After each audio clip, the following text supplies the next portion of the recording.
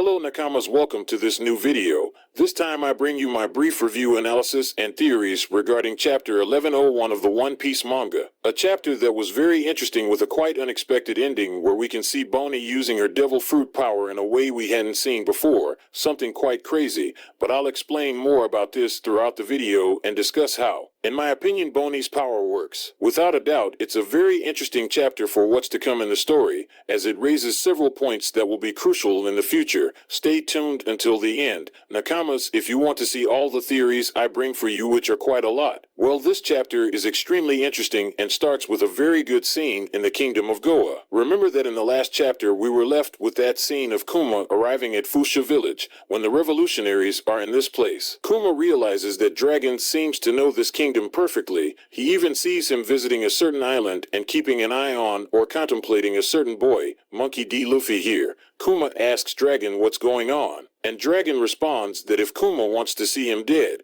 Without saying more, Kuma perfectly understands that Luffy is Dragon's son, and if he doesn't show himself, it's because it would bring more problems to both Dragon, the world's most wanted criminal and founder of the Revolutionary Army, and Luffy, as everyone knowing that Luffy is the son of the world's most wanted criminal would cause a lot of trouble. One of the interesting things in this scene is how Oda presents Luffy talking about how he's preparing for the future to have a pirate crew and be ready for the moment when someone wants to separate him from them. It's funny because all of this Luffy talks about with Kuma, who is contemplating everything he said. We already know that in the future, Kuma is the one responsible for separating the Straw Hats. Luffy wonders if he's strong enough to ensure that his crewmates never separate from him or that no one manages to separate them. It's very nice how Oda intertwines all these situations. On the other hand, we have the relationship between Boney and Kuma. Despite Kuma's promises to always send her letters, she hasn't received any. However, it turns out that Alpha, this Cypher Pole member of the world government,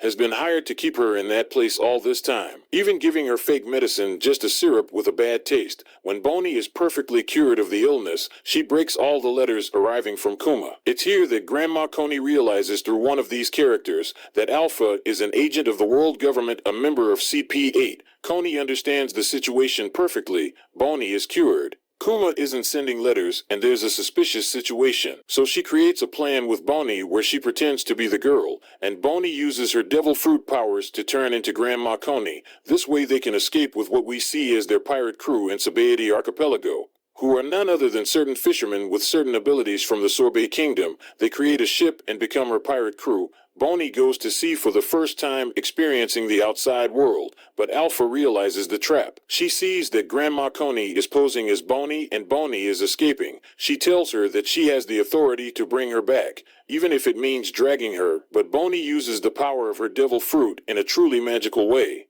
Filling it with a lot of illusion, the distorted future technique, Boney seems to create a future or make herself within a future where she is Nika, recalling when she asked her father Kuma how Nika really is. I see a lot of confusion with all this, but how does Boney's power really work? First of all, I don't think Boney can literally create or alter timelines. As I've seen in some comments, I believe this power is more of a simulation of possible futures, achieved through the power of imagination. We know how important the power of imagination is, as revealed recently in this story. This follows the way Vegapunk defined the central mechanics of the devil fruit and is directly correlated with the tradition established by Nika's devil fruit. The key detail here is not the literal manipulation of timelines, but the power of imagination to simulate possibilities. So how can Boney affect and change the appearance and shape of her body beyond normal humanoid forms? How can she effectively copy the Gear 3 that Luffy achieves thanks to his devil fruit? This relates to the tradition that devil fruits join and alter the user's lineage factors effectively. Boney's devil fruit has affected her lineage or DNA factors in such a way that she can change the shape of her body. This way she can pretend to be a buccaneer or Nico without literally having their lineage factors. This probably gives us a good idea of the limitations of her powers, since it limits the ability to simulate the powers and appearance of other life forms to humanoids. For example, Boney could perfectly become a giant. as Luffy has done with certain limitations,